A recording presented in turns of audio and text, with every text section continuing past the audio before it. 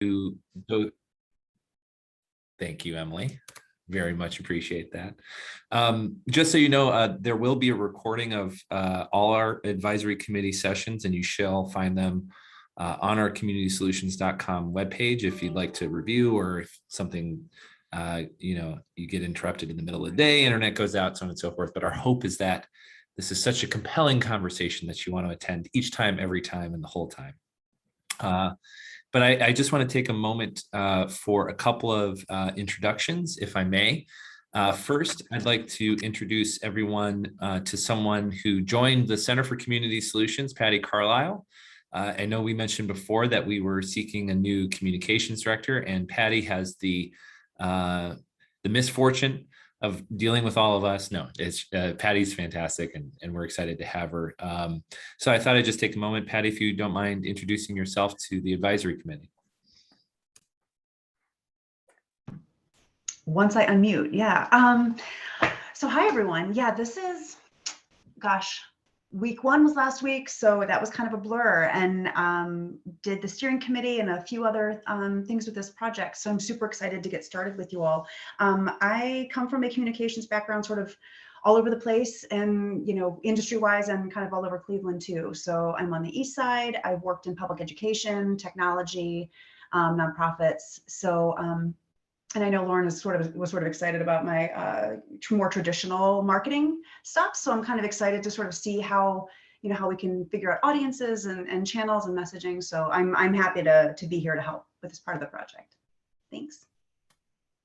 Thank you, Patty. Appreciate that. Yes, we are very excited to have you join us and to help us with our outreach process, which will be very important as we go through the assessment phase and the action phase of this project. I'd also like to take a second and introduce Lisa, who is going to be joining us here with the advisory committee. Lisa, would you mind introducing yourself to the group? Sure. Lisa Burning. I'm the Director of Student Services here for Lakewood City Schools. So I oversee the mental and physical health components that we do along with a lot of other things. So thank you. Excellent. Thank you very much. All right. So we have a pretty robust agenda today, so I'd like to just dive right into it if everyone's okay. So I'm going to go ahead and share my screen. Okay, can I get a thumbs up if you can see it? Great. All right. So what we want to discuss today, first of all, we want to talk about the status of our research. As we discussed previously, Emily Matillo is helping design our research approach, and members of our team have been pulling together some resources. So we're going to try to review where we are with that research and our approach overall. Then we're going to hear from Alex Dorman, a member of our research team who is going to be discussing the way in which we want to adopt a trauma-informed approach. This is a model that will help define how we think about our research, how we go about engaging the community, and really asking the questions that we need to ask. So it's going to help provide additional context for us and our approach overall. So he'll highlight those things. Then we're going to review our committee membership and discuss the process of committee membership. As you may remember, there are a number of positions within the advisory committee that were identified that we need to fill out. And then there's another of open positions that we want to try to identify. And as you all may remember, we sent out a survey to all of you to try to understand more about the makeup of this committee. And we're going to walk you through the results of that survey and then try to have a good conversation about what are the implications? Where do we see there being any opportunities to flesh out a broader group so that when we are engaged throughout this process, that we have all the right voices and perspectives that we need to make this a meaningful process, to make sure that when we get to assessment and action, that it's doing the things that we hope it can do. And then if we have time, we will turn it over to Emily Campbell. I don't know if you all heard, but there is a global pandemic. And the impact of that pandemic on the census makes some of the data that we typically rely on a little bit more in a moment of transition. So there are data points and elements that are going to help inform our research that may have to be updated, that may affect our timeline in digesting that information, publishing the information, and having it be useful to us. So without any further delay, I want to jump into our status of the research and hand it over to my colleague, Emily Matillo, and I will serve as her remote control. Emily? Thanks, Lauren. So one of the things that we've done with this project is to make sure we've built in a lot of time to do some groundwork on how other communities have done community health needs assessments and some best practices for different parts of the project, including community engagement, data collection, and analyzing that data. And so that's the phase we're in right now, is sort of doing the research to prepare ourselves to really jump into this project in a month or two. So we started this research with looking for communities that had already completed CHNAs, community health needs assessments. And what we wanted to do was to find communities that had done so without a requirement. So there are a lot of CHNAs for hospitals because they're required to do them by the IRS every 3 years. And there's also a lot of community health assessments, or CHAs, completed by county health departments because they are also required to do them. But we wanted, and so with those requirements, there are guidelines they have to follow. So what we wanted to do was be able to find a few communities that had done needs assessments around health or related topics that did not have to fall within those guidelines. So we were able to find a few of those. And Lauren, can you go to the next slide? There we go. And so what we are looking for when we are reviewing these different community CHNAs were places that had similar demographics, the projects that focused on one or more of the social determinants of health.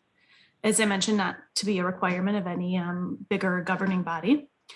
We really thought it was important to find examples of communities that used a community-based participatory approach. And then also, we place a high value, and we know this community does as well, on racial equity inclusion. So we looked for projects that had that as a value as well.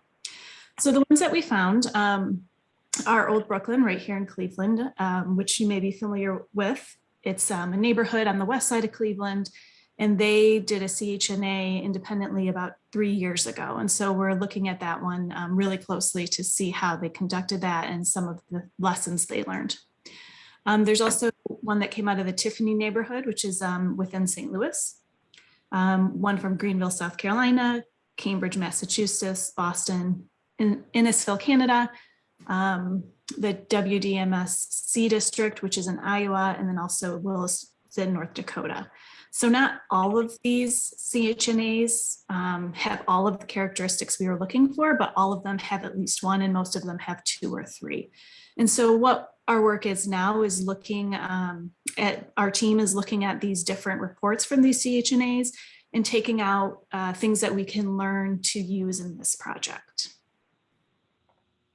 The other thing that we have really been thinking about is the communication strategy. So Lauren, you were right. I was ready to go there. And so we wanted to make sure that we are communicating effectively with our steering committee, with you, our advisory committee, with the community at large, and then with smaller subgroups within the community. And so we look to some guides and toolkits that lay out how this can work. So one that we're reviewing is the Community Plan for Community Health Assessment, which is put out by the National Association of County and City Health Organizations.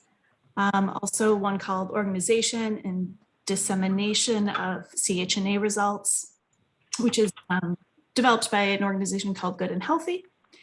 We're also using the Healthy Communities Community Health Assessment Toolkit. And then the Connecticut Hospital Association has a really nice guideline for conducting CHNAs. So we're doing all of those, and again, taking out the parts that we think are relevant to this community that we'll be able to use.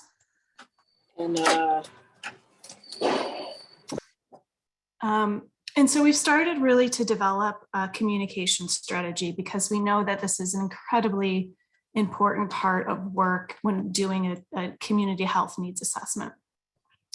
So when we're thinking about community outreach, we know that, one of the first things we need to do will be to identify the audience and then figure out ways to best communicate with that specific audience. We're going to probably communicate differently with the 18 to 25-year-old population than we are an over 70 population.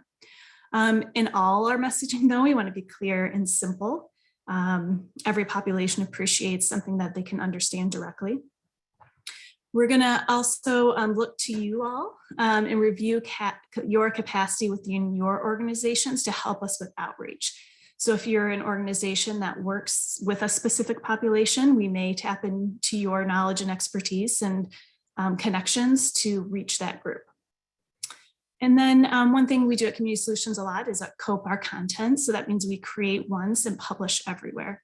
So as we develop messaging and communication tools, we'll look to use those repeatedly throughout the project so that we have a consistent presence and a consistent image for the community. So when they see some of the messaging or hear it, they can quickly identify it as part of this health needs assessment. We also know that we may be working with media in order to promote some of the outreach events or to, when the report is ready, to disseminate the results. And so we often work with media at Community Solutions, so it's an area we're pretty comfortable with. And we'll work to identify the appropriate media persona or outlet to share whatever it is we want to share. It could be WCPN, it could be Cleveland.com, it could be Patch. It just sort of depends on what we're talking about. We'll also identify the preferred spokesperson. So that could be someone from the city of Lakewood, it could be someone from the advisory committee or the steering committee, so that we have the right person giving the right message to the right outlet. Develop talking points. This is something we always do at Community Solutions whenever we have media, because it's important to stay on task and also to answer the questions that you want to answer instead of maybe what they're asking, so that we can get across what we intend to. And then we always like to direct people back to our information sources. So that will likely be our splash page for this project or the City of Lakewood's website.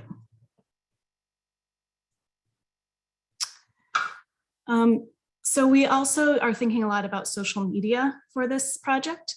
And what we will do is identify the most frequently used platform for each audience. I think the easiest one example for this is I have a 15-year-old daughter. She's on TikTok all day. She's never going to go on Facebook. I have a 65-year-old mom.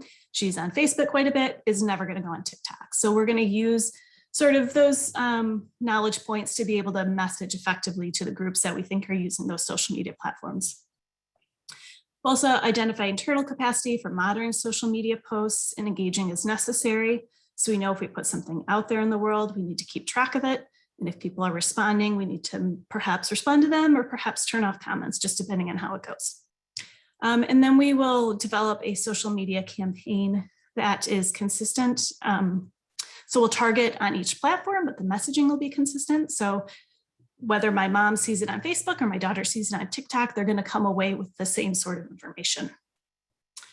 And these are just some of the common social media that we may use: Twitter, Facebook, LinkedIn, Instagram, TikTok, Snapchat. I'm sure there are others that could come up or maybe are being well used that we should look into. Thank you, Emily. So I'd like to take a moment to pause there and see if anyone has questions for Emily about our research approach or our communications broad overarching strategy. And you can raise your virtual hand, or you can just start speaking out, whatever's easier for you. Hi, this is Swagata Banik from BW. Just curious about the social media approach.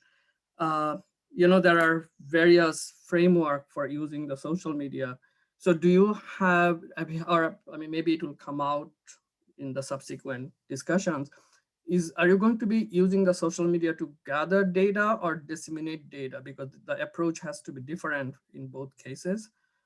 And also, like, you should also think about the digital literacy divide and biases sometimes that you are, the biases that we know of related to social media, the kind of data information you gather through social media. and also has to be very, very careful about how to prevent circulation of disinformation related to the needs assessment. Yeah, thank you. I mean, those are really excellent points and things that we are certainly thinking about or will think about after this. I will say that we will use social media both to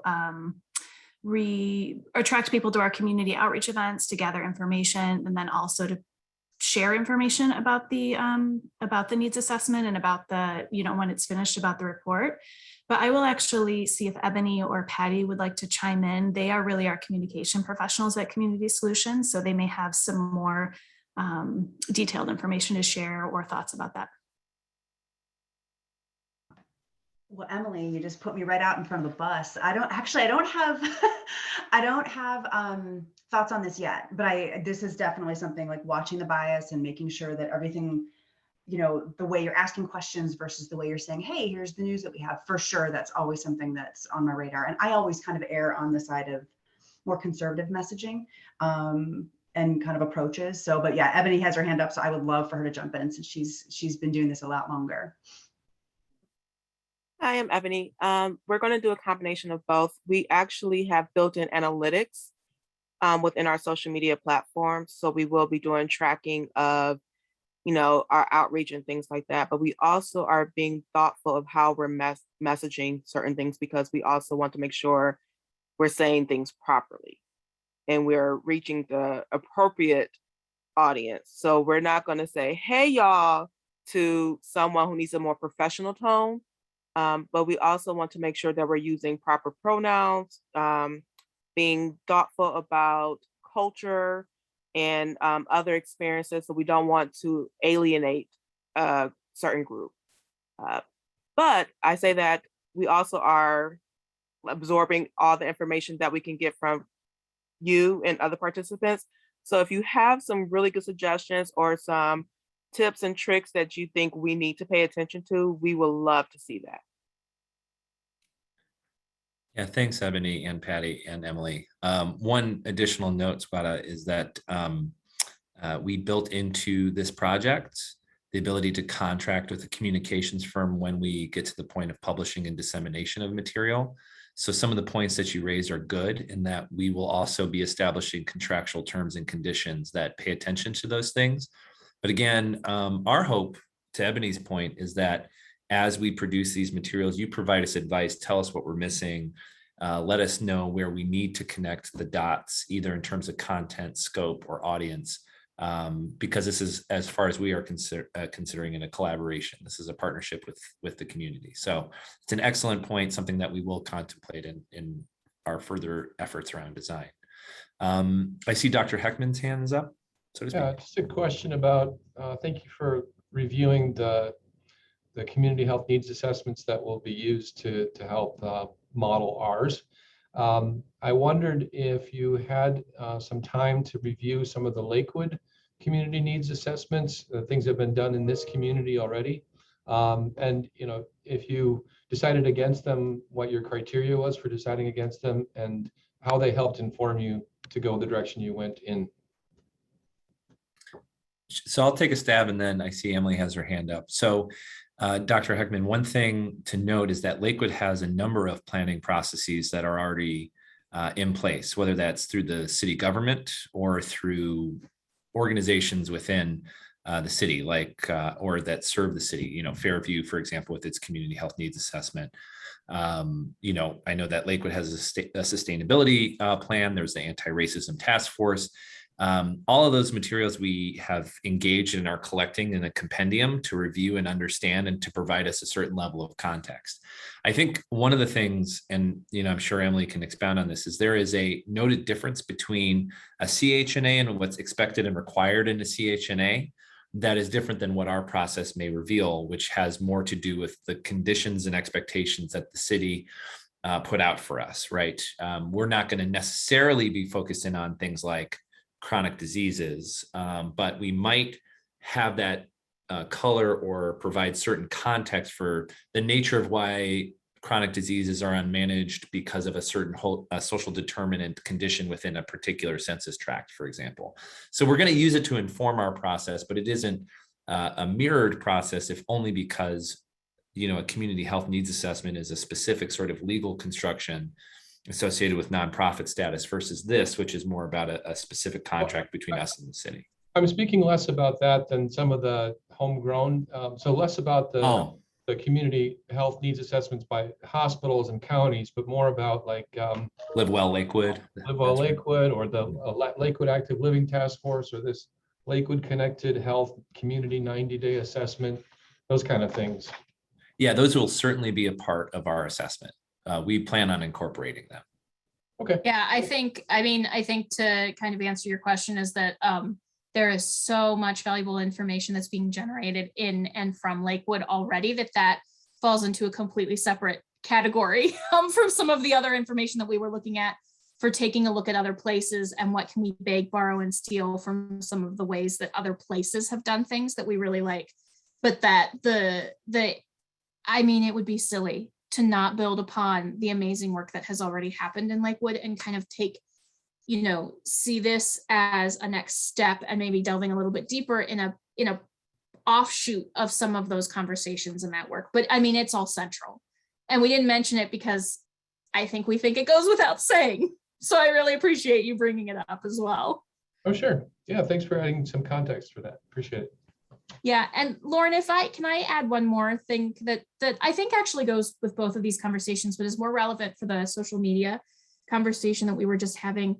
The way that we have designed this assessment is really multifaceted. So there are a whole bunch of different ways that we are hoping to engage people, to get information from people, to get feedback, that especially when we get to the planning and the prioritization, there are lots of opportunities, and we see many of them as relatively equal. Like there's no wrong way. So if social media is how people get to us, great. If it's, somebody walking down the street with flyers, that's great too. If it's a billboard, we don't know what all of those things may be and what may be most effective, but we're very open to trying lots of different things, and we'll be very soon asking you all to help us think about what should we try, what has been effective in the past, what should we not try or not plan on, and have built in an iterative process to check ourselves and to check the project to make sure that we are hearing from a wide variety of voices and making sure that we're elevating those voices as well. So it's like it's a everything but the kitchen sink, and maybe even the sink too. Absolutely. Thank you, Emily.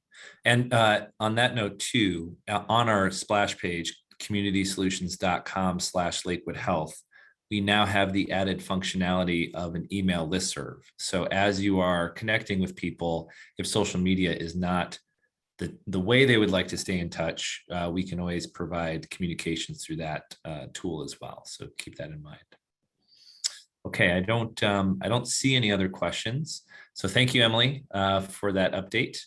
I'll now turn it over to our colleague, Alex, to talk a bit more about a trauma-informed approach. All right. Thumbs up, can see that? Great. Alex? All right, good afternoon, everyone. So my name is Alex Storman, and I'm going to chat with you guys a little bit about adopting a trauma-informed, socially just approach to this work. So essentially, a guiding principle of this framework is that when you're working with marginalized populations, such as racial minorities, individuals who are economically disadvantaged, or even people in the criminal justice system, research has shown that these individuals are more likely to have experienced traumatic events in their lifetime. And conducting research that in some ways looks at these disparities has the potential to potentially re-traumatize these populations. And of course, that's something we would never want to do. So a CHNA is not really traditional research. However, in some ways, it's still a strong fit for the trauma-informed socially just framework. We're still going to be collecting data. We're still going to be working with populations, and we're going to be reporting that information out. So This framework is brand new, just published last year, merging work from the Mandel School over at Case Western. And it really seeks to incorporate tenets of trauma-informed care, things such as safety for all involved, trustworthiness and transparency of operations, empowerment, voice, and choice with the people that we work with, and acknowledging cultural, historical, and gender issues that may impact processes. So what I really like about this framework and why I think it would be a strong fit for this work is that it helps provide guiding questions for every stage of the research process or this process with the CHNA. So, for example, a guiding question for the pre-study phase, what systems of privilege and oppression could affect your study? And how could these dynamics promote or violate the assumptions of healing-centered engagement? So by providing these kinds of checks throughout this entire process, we can remain conscious of the work that we're doing and make sure that we aren't creating any unnecessary stress on the people that we work with. Again, seeking to do everything we can to avoid potentially re-traumatizing the people that we're going to be working with in this process. So, and some full disclosure, I am a student at the Mandel School doctoral program where this framework was recently developed. In fact, I'm a fellow student with one of the authors, and I have a working relationship with the lead author of this framework. And that kind of affords us this unique opportunity to potentially work very closely with the people who developed this framework to make sure that we are implementing it exactly as they see fit.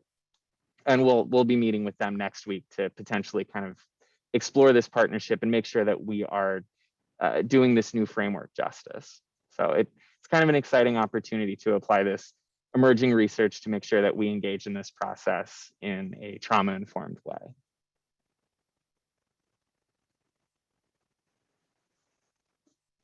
Okay, thank you, Alex. I think, when Alex first brought this to us, it presented a great opportunity because number one, it's a model that is relevant and recent. He also has access to the people who've developed it, which certainly helps inform our process throughout. And I think it's something that will be unique to this type of work, if only because it hasn't been done before, but because it's necessary. If we're thinking about social determinants of health and structural issues that inform health outcomes and also just general population health, it requires us to understand the ways in which these systems can create and perpetuate and maintain disparities in those outcomes. So thank you for that. I wanted to pause again, see if there's any questions, thoughts about what Alex just offered to us. Okay, not seeing any virtual hands or video provided physical real ones. So hey, Lauren, I actually have a quick question. Yeah. So, so since the process is new at Mandel, like, are there other examples of how it's been utilized, or are we kind of like right out of the gate?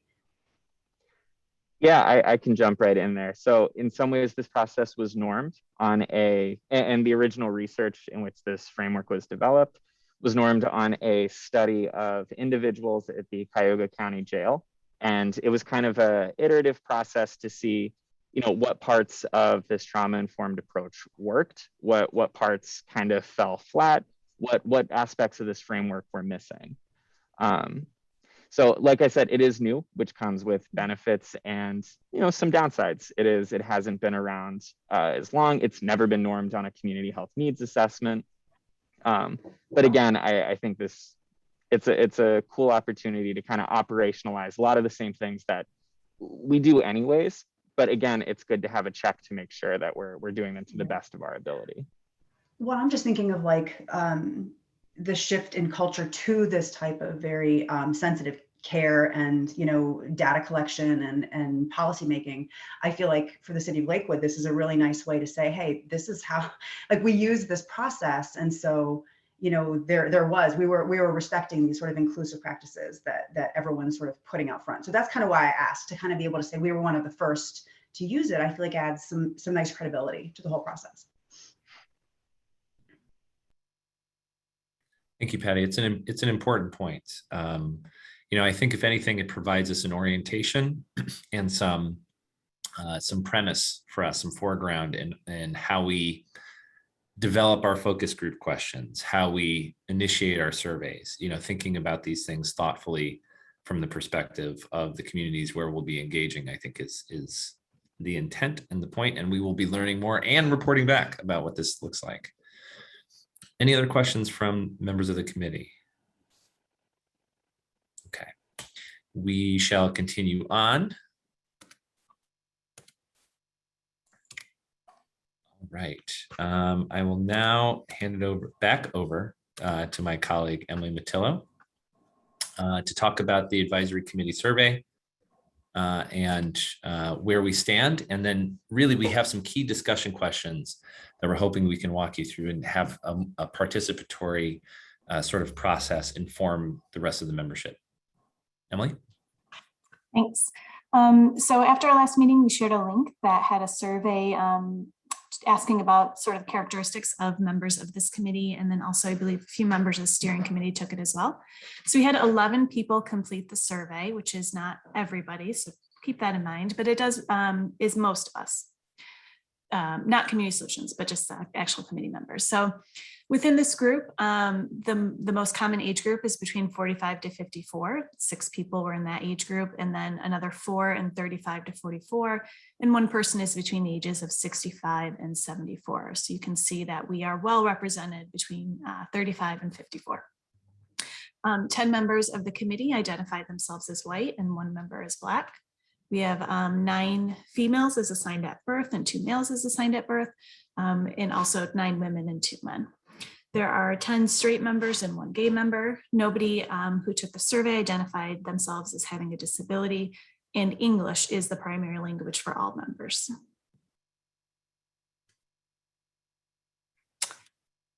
So we asked a question about faith, and we learned that 7 members are part of a faith community, including Christian United Methodist, non-denominational, Jewish, Protestant, Unitarian, and Catholic. The other 4 members reported that they were not part of a faith community. 10 members own their homes. We have 1 person who rents. 9 members are married, 1 is separated/divorced, and 1 person is single. And we asked if people had children living in their home, either full-time or part-time, and 3 people do not have children. 1 person has a child under 5. 5 people have children between the ages of 6 to 12, and 6 people have children in the ages of 13 to 18, which is about that high school range. We asked how long people have lived in Lakewood. 4 people do not currently live in the city. 1 person's lived here between 26 and 30 years. 1 person between 16 and 20 years, 4 people between 11 and 15 years, and 1 person is a little bit newer, between 2 to 5 years. This group does like to attend a lot of community events in Lakewood. 6 people are attending a few times a year, 1 person monthly, and 4 people weekly. And we do recognize that many people are still not attending community events or limiting themselves to outdoor community events. So it's probably even higher than this in normal times. We asked if people are accessing their health services within the city of Lakewood, and many people are there. People are visiting are visiting primary care doctors, specialists, mental health professionals, vision, dental was the highest within this group, and also alternative medicine. 1 person is seeing a professional in that group within Lakewood. But we also wanted to know, are people leaving Lakewood to receive health services? And that's true as well. 8 people see primary care physicians outside of the city, same with specialists. 2 people are visiting mental health professionals outside of Lakewood, 5 for vision and 4 for dental. We wanted to know where people are economically here. And so as you can see, most of the members who responded are over 75,000 is their yearly income. We have 1 person earning between 30 and 50,000, and 4 people are over 150,000. 5 members of the group have bachelor's degree, 2 have graduate degrees, and 4 have professional degrees. And all committee members reported that they are employed full-time.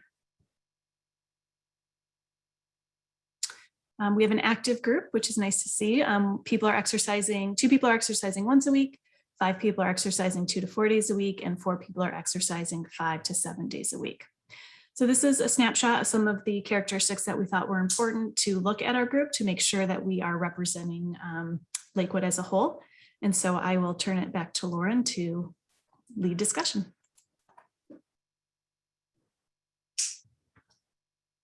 First, I will unmute. Thank you, Emily. Let me pause here before we get into these discussion questions. Our hope with this survey and with this following discussion is, first of all, we don't want to see this or have this become a conversation centered on deficits, right? We want to talk about how do we bring more assets to the table. We also don't want to impose our perspective on what is an opportunity or what's missing or anything like that. We want to hear from you. How do you feel about this data? Where do you think there need to be greater connections made, more representation, more perspectives? Right now, Laura has joined us from the schools. Thank you, Laura. Really happy that you're here. But also, we have a number of other pieces of outreach to do to some of the identified institutional partners, folks with like hospitals and the like.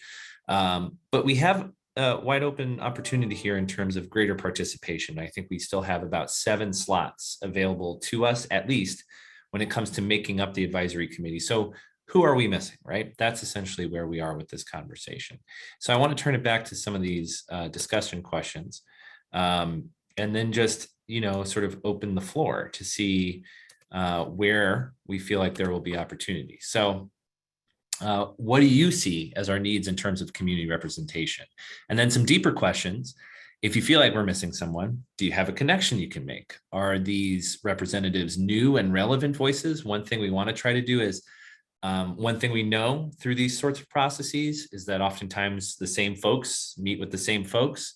How do we make sure that there are fresh perspectives from typically underrepresented voices in that, whatever that may mean to you? And then why should they be involved? What do you think the value add would be? So I'll go ahead and open the floor and see if anyone has any initial thoughts. And this is directed towards our advisory committee members. Any reaction to the survey?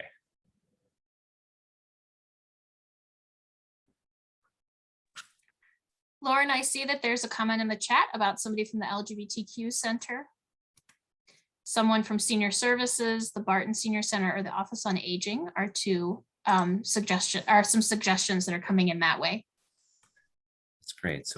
So definitely someone from the LGBTQ Center. That's good. Refugee and Immigrant Service Agency. Yep. City Human Services or Health Department. A younger demographic. Okay. Someone from the county. A good point. Okay. Any other thoughts? We can also pull together more information or more suggestions for all of you. But our hope is, if you saw anything with this data that you think is important to call out, that we allow for that opportunity. Maybe I'll try one thing first. Dave, if you don't mind, I know that you've been, you're sort of a member of the steering and the advisory committee. We've been working with you. Can you provide us with any perspective of, and we've discussed this previously, but maybe any perspective about what we're hoping to achieve with the advisory committee in regards to this process overall? I mean, the intent, so the steering committee, just for, as everyone may be aware, the steering committee is primarily made up of the primary partners in the funding organizations. And so the membership for that is pretty set in terms of those 3 organizations right now of 3 Arches, Healthy Lakewood, and the city. So the intent for the advisory committee was to provide a little bit broader representation on a couple of fronts in terms of advising the effort, fully recognizing that, the intent of a community-based participatory approach is going to seek out and pull in a lot more voices than we're probably going to be able to squeeze into an advisory committee. And so what the advisory committee is supposed to be made up of is it should have some demographic representation of the community. I think that's kind of one foundational piece to it. But as you look around or, you know, the screen, I guess, that we're here, not necessarily the room. But the intent is also to have kind of a organizational representative of Lakewood in a community and potentially the region.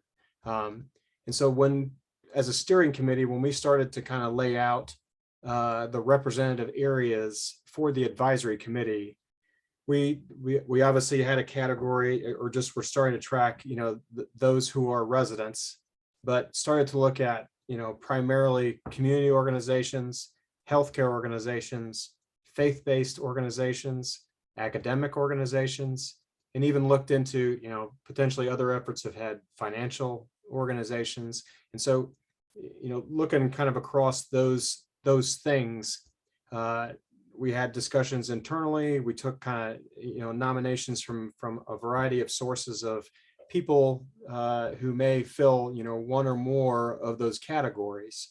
And that's kind of what you see a mix of right now, is that, you know, we have the city's ADA coordinator.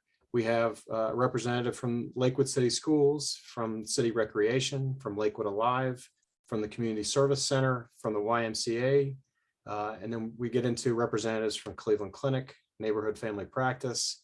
We got representatives from the, you know, the faith-based community from Lakewood United Methodist, and from Baldwin Wallace in terms of the academic side of the house. What's missing right now, and we still are seeking out, and Community Solutions is helping us kind of seek out people for, you know, in terms of healthcare organizations, university hospitals, Metro Health, Signature Health. Those are three organizations that I still have red, you know, on my list. In terms of community organizations, we are seeking out you know, a representative from a refugee organization and the Cuyahoga County Board of Health, potentially, if that's an appropriate. But a lot of those, especially like County Board of Health, university hospitals, some of the other organizations are, a lot of their folks are tapped out. And so we're trying to find the best available representative. The last group that I will say that, you know, are those residents and that kind of that demographic cross section that, you know, that we can try to fit into this advisory committee. And the ones that we have been working on is really through the H2O program. We're trying to pull a student representative to get some of that, a younger perspective pulled into this. We have coordinated with the city's anti-racism task force to get at least one, or if not two members in terms of some demographic diversity. And we're also working with Human Services to try to get either, you know, a senior programs or an elderly demographic representative, either on the programming side or on the recipient of programming side. So those are some of the gaps out there right now, kind of based on our initial list.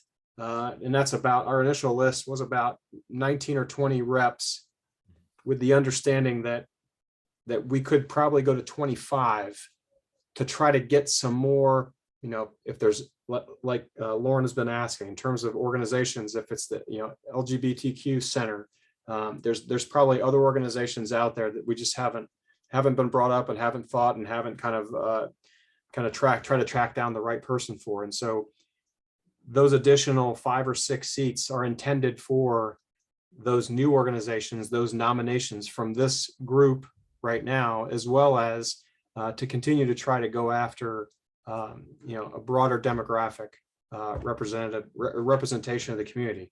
We may not be able to get there, fully recognize that, but the intent is to try. And so that's why I think that's why Community Solutions is approaching this in the way they are, in terms of the survey and trying to get hard data on demographic representation. You know, and it's not just race, but income and age and all of those different things, so that we kind of know going into this with both eyes open what our gaps are. And so when we get to the community-based participatory effort, we can really identify those, you know, almost in terms of metrics, in terms of the outreach and those target groups that we need to get a hold of based on the demographics present here in Lakewood. And that's also part of the study, is to understand, you know, what does Lakewood look like in 2021? Because it may not be as racially diverse as people may think. It's definitely income diverse as you go from one corner to the other. And so, but we need to go into this with both eyes open, knowing what the advisory committee needs, what it still needs, and then what the community-based participation needs to look like, and how the advisory committee can help us achieve that. I think that's, as I go back to kind of the foundational roles of the committees, this committee is essential for helping to keep the assessment on track, to help us get after data, get after demographics and populations that we need to reach. And I think that's important, just to reinforce that. So I don't know if I covered it, Lauren, or said too much, but no, not at all. That was very helpful. And I see, Amy, you have your hand up, and then I have a thought to help us out with this process. But Amy. Hi, I don't know if you can see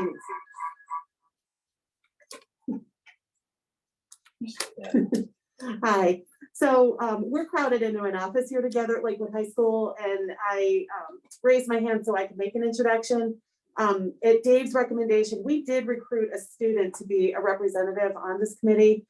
We have selected Aniko Rafai, who is a junior at Lakewood High School. She just let us know she is also on the superintendent's youth task force. So she's going to be an excellent representative all around. Obviously, she did not take that survey, or she would have brought the median age down. But I think the interesting thing about having a student within the schools is, we are looking at census data for what makes up Lakewood's representation, but there's also data from the State Department of Education. So we know what comprises the school buildings, and it's a distilled microcosm. So while we're trying to reach a vast demographic across this diffused high population city, we have a captive audience of public school. And I think that Aniko is going to be wonderful at getting actual student perspective alongside what the school administrators are doing to collect family input. So I just wanted to make sure that I introduced Aniko and to let everyone know that she'll be giving her perspective on this as well. That's great. Thank you, Miko. Nice to meet you. And thank you, Amy. Here's the good news, Amy. You've already sort of satisfied the thing I was going to ask, or the challenge I was going to make to this advisory committee, which is, if possible, now that we've seen this data, what I'm hoping each of you can do as advisory committee members is think about that data and send to me, if you can, at least one name of a person and their contact information where you feel like a connection can be made to flesh out the whole of the committee. Now, here's the thing, if that happens, we're gonna get more names than we may have slots available, and that's okay. What we'd like to do is just kind of see what names are offered, do some comparison, and then come back to you with our suggestions. So if you have a good contact, whether that's Sugata, I saw you mention someone who has an environmental justice background. So if you know someone from the city of Lakewood who works on these issues, great. And if you can help us make a connection, just let me know. Also, this isn't just checking a box, right? So, we're looking for people who are committed, who understand these issues, who want to participate in this process. And also intersectionality is important. You don't need to just bring one identity into anything. People bring multiple identities into things. So that would be my challenge to all of you. Now, maybe you may not be able to do that, or you'd want to talk to the person first and we can work one-on-one together. But that's what I would ask of this group, is just try to think of at least one person where you feel like you can make a warm handoff, and then we could figure out what the best composition may be. And perhaps we don't get to 25, but my hope is that maybe we get at least a good enough representative group to when we start engaging the community, they see themselves reflected in this process, because that's ultimately what we're hoping to achieve here. So before we go to the next section here, I just wanted to see if you have any questions, thoughts, concerns, or other things that you'd like to bring up about the advisory committee membership, our process for recruitment, or anything else.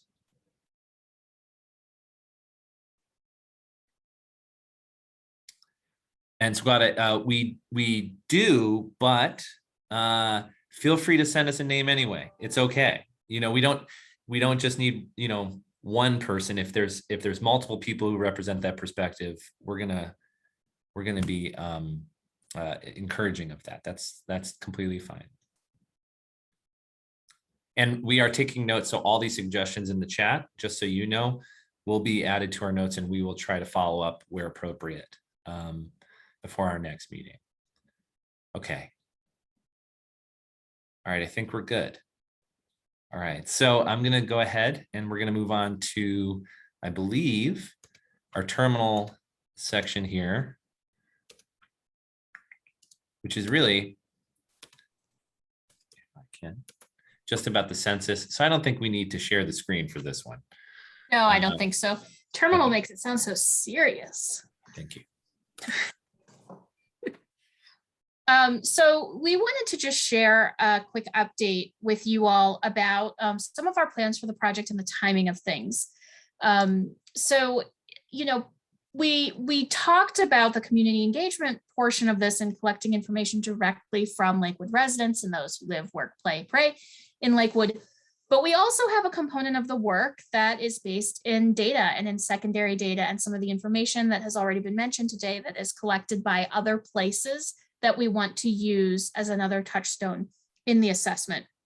A big part of the secondary data analysis that we do at Community Solutions is from the US Census Bureau's data sources, and specifically the American Community Survey, which is the annual data release that the Census Bureau has been doing every year since 2005. And we've gotten really accustomed to having that information available to us every year. Well, 2020 threw a wrench in all of that, as it threw a wrench in so many things. And the data collection from the Census Bureau for the American Community Survey, which is separate than the decennial census, but it still had challenges. So what the Census Bureau is saying is that the data that we've come to expect is released every November will not be released in November. We will get some information probably in November. The 1-year estimates, they're not really relevant for this project. We need to look at the 5-year estimates for the smaller geographies. Those we are expecting to get in probably late January, maybe even into February, which sort of changes the phasing of things that we were planning to do internally. Nothing that you all really need to worry about. But it is something that I talk about in just about every meeting that I'm in these days. You know, we have been anxiously awaiting the data for 2020. We are still relying on pre-pandemic data for things like internet access at home, for things like housing affordability, which I know is extremely relevant for the city of Lakewood, family structure, poverty, income, all kinds of things that we've been like really waiting for 2020 data. And it looks like we're going to have to wait a little bit longer. The Census Bureau, in my opinion, is the gold standard of data. They do an amazing job of making sure that the information is there so that we can all understand how reliable the information and the data that they're putting out is. And this time is no exception. They're basically saying, don't use the 1-year estimates, but the 5-year estimates should be okay. And when they say that, I believe them. So just to let you know that some of the data that we had hoped to be able to share with all of you earlier in the process is just not going to be available, and we're going to have to wait. But there are lots of other data sources and information that we're able to rely on. So this is more of a heads up. Happy to answer any questions. I have to write a blog about it that will be posted on Community Solutions website, kind of explaining all the nuance. But I will say that the Census Bureau has some great information and suggestions, recommendations for groups that use their data to allocate resources and funding about how to kind of address some of these questions about the 2020 data collection and the concerns that big important parts of the country's population may have been left out of some of that data collection. Thank you, Emily. Do we have any questions for our research extraordinaire, Emily Campbell? Okay. It's just to sort of highlight the realities that COVID has presented us in terms of how we leverage the data that's available. There is an element to that I want to follow up on here in a moment, but again, any questions for Emily? Thank you, Emily. Appreciate it. Okay. All right. So now on to next steps. So first of all, again, I'd like to just sort of reiterate our ask. We noted all those connections that you highlighted in the chat or that you sent through direct message. We will be following up on those. But if you do not mind sending any other recommendations you have, if you're, eating on Pizza Friday with your family and you're like, oh, I'm always going to Italian food for these examples when you think of good ideas. Maybe that's just me. I'm just a carb person, but if you're thinking about anyone who may be a really wonderful asset to this work that meets those conditions of meeting a need, bringing in a new perspective, please send it our way, and we will try to pull together some of our recommendations for our next meeting. And you can send that to me at lanthus@communitysolutions.com. I will make sure to put that in the chat just in case you don't have it, but it should be in your emails. A second note, again, a copy of the slides will be sent to you, but will also be posted on our website, along with a recording of today's committee. You shall also find the minutes there available in case you would like to. Oh, thank you, Tanisha's on top of it. She's the best. I gotta tell you, she makes everyone look good. But you can find minutes and everything attached if you want to review anything. And then last, something I want you to think through. One of the things that we've discussed internally, and we still have to have a deeper conversation about this, but we want to get to know the city of Lakewood. And we also want to leverage all the assets that you all bring to bear. And here's what I mean by that. Some of what we're thinking about is trying to get to know the city a little bit better, get to know its geography, get to know where things are, what it's like to be there. And we're gonna maybe flesh out what we mean by that. We might try to do some site visit sort of things, talk to all of you in advance of the assessment phase, just so we have a better sense of the Lakewood community as you see it. Another thing is that there's a very real and practical benefit that all of you bring to us in terms of outreach to the community. So, I'm thinking, for Lakewood City Schools, for example, you have listservs, you have parents that get involved, you have different committees that might be available to you, you have meeting spaces that might be available to you.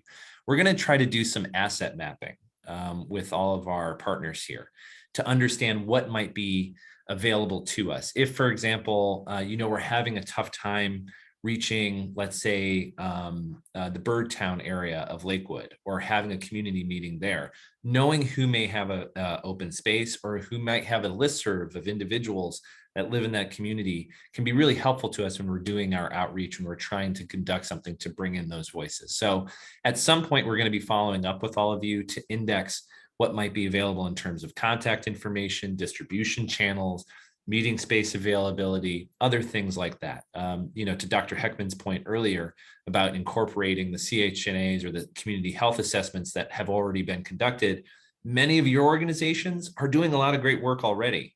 So providing that context means we don't have to reiterate that work unnecessarily. Bringing in those perspectives is going to be very useful to us. And it educates others about the work that you're doing. So we're going to be reaching out to you about all of those things. So between now and next month, we're hoping to get a better sense, more in a solidified way, of the advisory committee membership, and then have a little bit more detail about our research approach and some of our findings.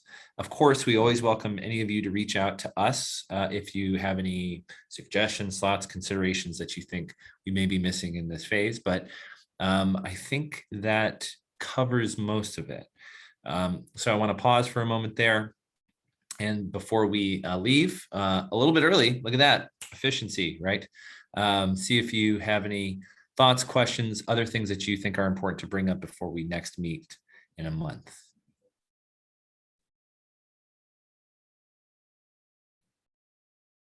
Okay, and yes, Emily, because you are Emily Matillo, because you are leading our research, do you have any questions you'd like to put out there to the group? Yes, so we are, as we're going through this research project, we are prioritizing items that either the steering committee or the advisory committee is particularly interested in or wants to hear about before other items. So if there's anything in particular that this group would like us to talk about next month when we meet, we would love to hear that. You can say it now or you can let us know through email. So if you're interested in learning more details about the type of focus groups we'll do or the data analysis we plan on doing or other types of, surveying. We want to be able to be responsive to what you're interested in learning about our process and advising us on doing that in the order that you want us to do it.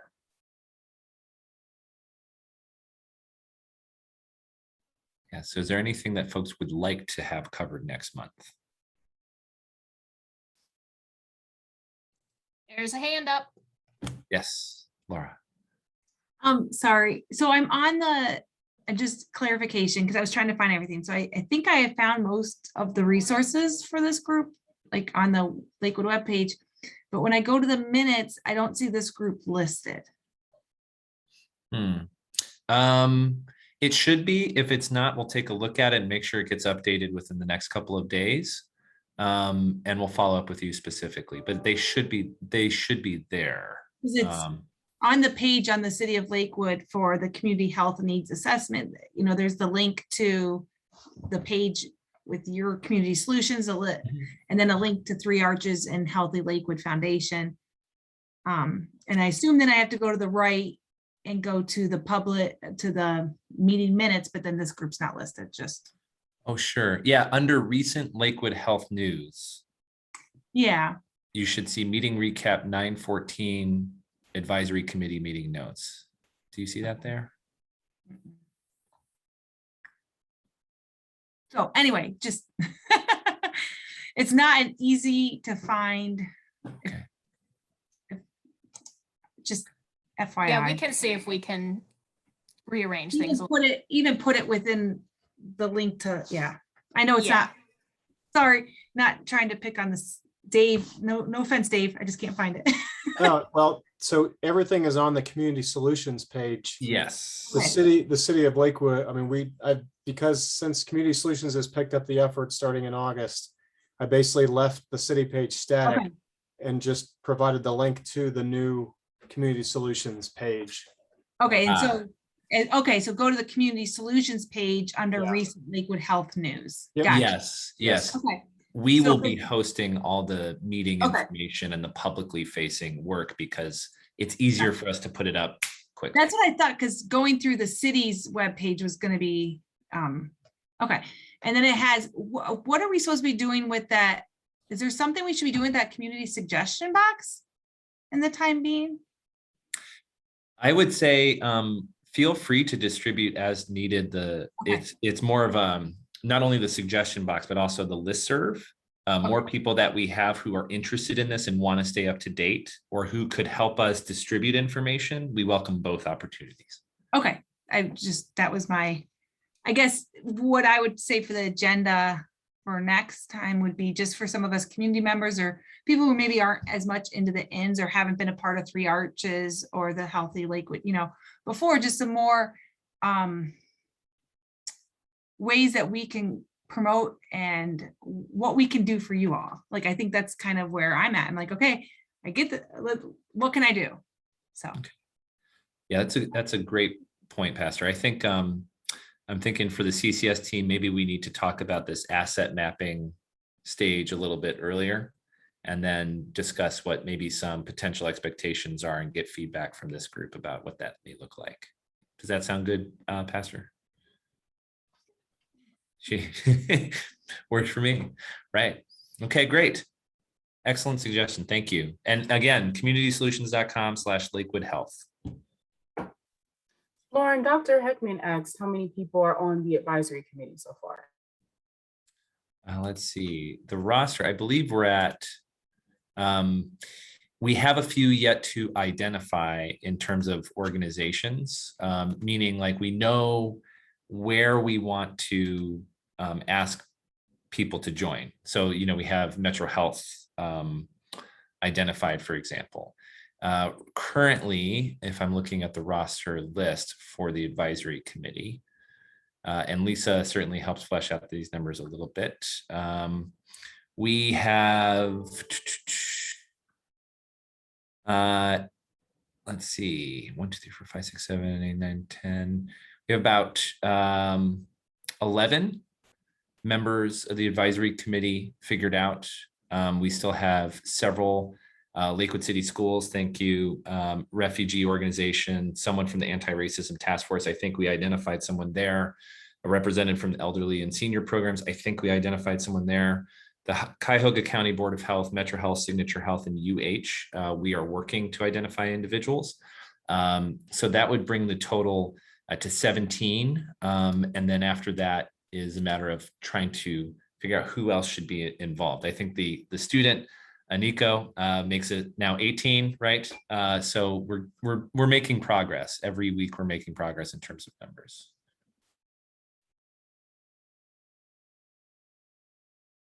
Okay. Thank you, Doctor. Anyone else? Thoughts, questions, concerns, pasta recommendations? Okay, maybe it's just me. I might be hungry. I only had like a granola bar for lunch, so maybe I need to like follow up on that. All right. Great. Well, thank you all for your continued participation. Again, if you need anything, let us know. Do not hesitate to reach out. We appreciate your participation and energy in this process, and we will see you next month. All right. Take care, everyone. Thank you.